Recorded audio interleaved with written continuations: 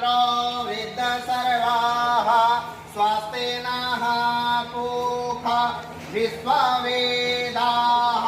स्वस्ति नस्तार्क्ष्यो अरिष्टानेमिः स्वस्ति नो बृहस्पतिर्दधातु बृहदस्वा मारुतः कृष्णिमातरः सुवाञ्जावानो वेदते कुजग्मया अग्निर्जिह्वा मानवः सूरचक्षुषो विश्वेनो देवा आवसागमनिह फलरां कर्णेभिः शृणुयामदेवा फलरां पश्येमाक्षवीर्यजत्राः